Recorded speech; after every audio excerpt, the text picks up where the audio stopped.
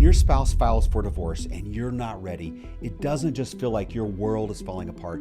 It feels like you're powerless to stop it. You want to stop, to fix it, to apologize, and to hold on. But somehow, every attempt seems to push them further away. Well, my name is Jeff Hughes. I'm the lead attorney at Sterling Lawyers here in Illinois. And I have walked with hundreds of clients through this exact moment. And I want you to know something very important. You can advocate for your marriage, but how you respond right now will shape the outcome, no matter which path this ends up taking. So in this video, I'm giving you 4 grounded strategic steps that protect your emotional well-being, your legal standing, and yes, your chance at reconciliation. Because even when everything feels out of control, you still have choices.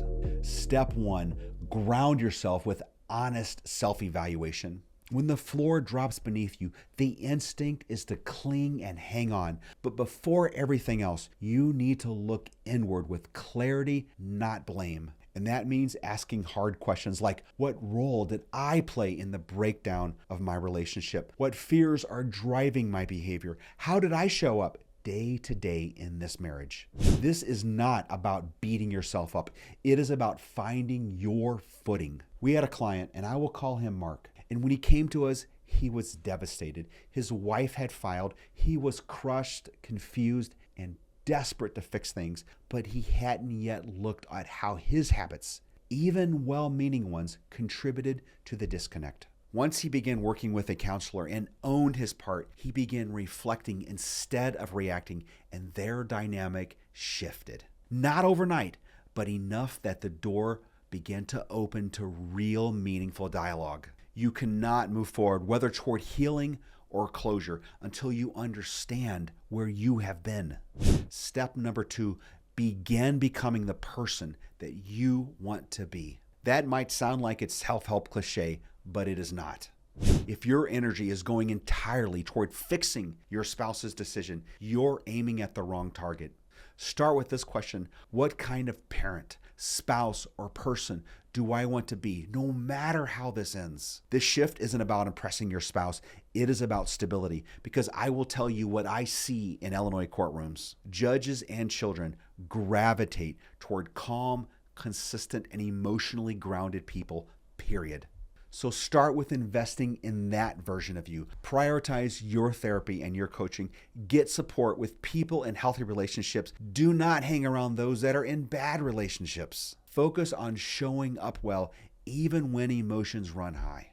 Remember, you cannot control whether they come back, but you can control how you carry yourself, and that changes everything. Step number 3, shift from pursuing to supporting. Now, here's a truth that is hard to hear.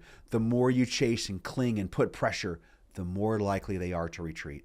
It's not because you are unworthy. It's because all of that activity doesn't create clarity. It creates distance. We had a client, I'm going to call her Andrea, and she texted constantly. Apologies, please, memories. She poured her heart out, and her spouse shut down.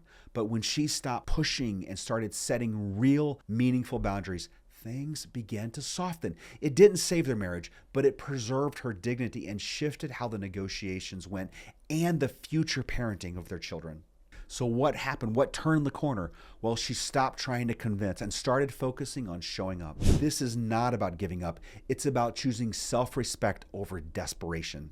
Now, supporting means staying kind, not clingy, leaving space, not silence, being present, not persuasive.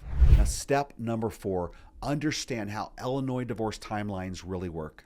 Now, Illinois family law does not move overnight, and if your spouse filed, you don't need to panic about being rushed through the system. The court allows for reasonable extensions within limits, of course.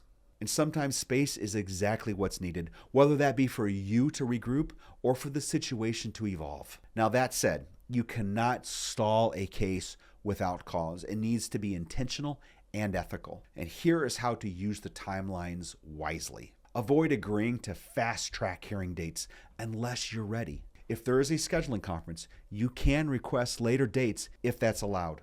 And you don't need to agree on every proposed deadline if you have legitimate reasons. Now, we worked with a client once, I'm going to call him Steve, and he used this window not to delay out of fear, but to steady himself. And he entered mediation calmer, clearer, and more open than he was at the beginning. And because he didn't rush, he was actually able to have a meaningful conversation and shift the divorce tone from hostile to collaborative. Now, strategic timing isn't manipulation, it's wisdom, but just use it with integrity and guidance. Now, if your spouse filed for divorce and you feel like you're drowning, take a breath. There is still power in how you can respond. Whether it ends in reconciliation or resolution, these steps will protect what matters most. And here's the thing, even if you are showing up well, you still need to protect how the court sees you as a parent. In our next video, I'll show you how to document your parenting in a way that Illinois judges and guardian ad litems cannot ignore. Because love isn't enough, the court needs proof. So let me show you how to build it. Click the video below and I will see you over there.